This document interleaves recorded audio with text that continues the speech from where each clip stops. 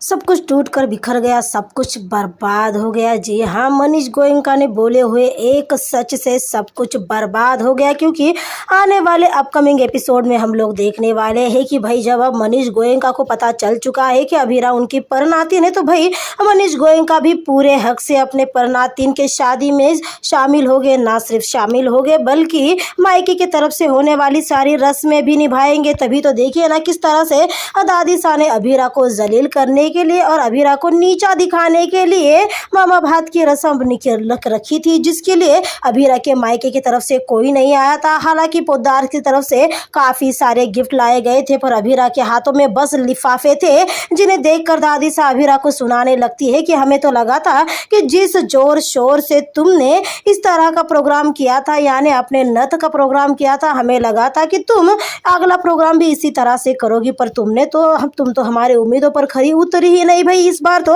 विद्या भी बोलने लगती है कि अगर अभीरा के मायके वाले आने ही नहीं वाले थे तो अभीरा ने हामी ही क्यों भरी। अगर अभीरा ने ना में जवाब दे दिया होता तो हम लोग समझ जाते कि अभीरा के मायके से कोई नहीं। हमें लगा कि शायद अभीरा का मुंह बोला कोई तो रिश्तेदार होगा, पर भाई कुछ नहीं। जी हाँ, सब कुछ अभीरा को सुनाने लगता है और दादी सा ऐलान कर देती है कि अब कोई रस्म नहीं होगी। पर भाई उसी दौरान नौकरों की फौज आकर खड़ी हो जाती है, जिनके हाथों में ढेर सारे तोहफे होते हैं। जी हाँ, ढेर सारे तोहफों से भरे हुए हाथों के साथ नौकरों की फौज आकर घर में सामान रख कर जा रही होती है, जिसे देखने के बाद फूफासा इतना ज्यादा शॉक हो जाते हैं कि वो अभीरा से सवाल करते हैं कि आखिरकार तुम्हारी माँ तुम्हारे लिए पैसे छोड़ कितने गई है। कि तभी मतलब सबके चेहरे पर काफी सारे सवाल होते हैं, ना सिर्फ सबके बल्कि अभीरा के चेहरे पर काफी सारे सवाल होते हैं। और उसी दौरान अभीरा की नजर दरवाजे पर जाती है, जहाँ से इंटर होते हैं मनीष गोयनका अपने परिवार के साथ, यानी सुवर्णा और सुरेखा के साथ। ओ माय गॉड,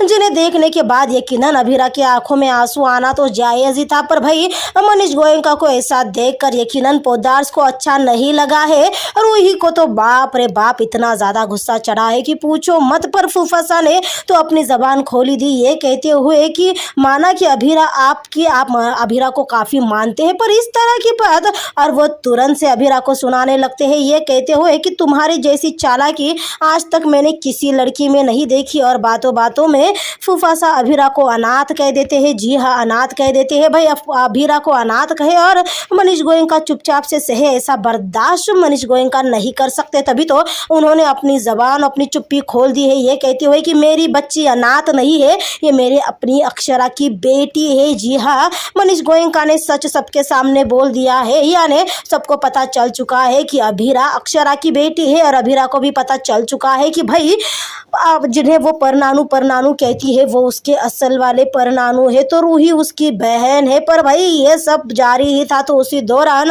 रूही आकर चमाट लगा देती है अभीरा के कान के नीचे, थप्पड़ जोर से लगाते हुए कहने लगती है कि तुम्हारी माँ मर्डरर थी। तुम्हारे माँ ने मुझसे मेरे पापा में सब, मेरा घर परिवार, मेरी खुशियाँ, मेरा बचपन, मेरी माता श्री को छीना है। She was a murderer. और ऐसा कहकर रूही अभीरा को ब्लेम करती है कि सही है, तुम भी तुम्हारी माँ की तरह हो। तुम्हारी माँ ने मुझसे मेरा सब कुछ छीना और तुमने मुझसे मेरा प्यार, मेरा अरमान छीना। तो वही अभीरा भी धाय धाय कर रोने लगती है, ये कहते हुए कि शायद इसीलिए मेरी मम्मा ने कभी मुझे सच्चाई नहीं बताई, शायद इन्हीं सारी बातों की वजह से उन्होंने मुझे सच्चाई से दूर रखा, क्योंकि वो जानती थी अगर सच सामने आ जाता है तो इस तरह का तमाशा होगा, इस तरह से बवाल होगा। और अभीरा अगले ही पल अपने हाथ की रिंग निकाल कर रूही के हाथों में थमाते हुए कहती है कि आई एम सॉरी, जो भी हुआ वो मुझे नहीं पता था, पर अब मैं तुम्हारा हक नहीं छीन सकती। जी हाँ, अब मैं तुम्हारा हक नहीं छीन सकती। और अभीरा अरमान से कहती है आई एम सॉरी अरमान, अब मैं तुमसे शादी नहीं कर सकती। और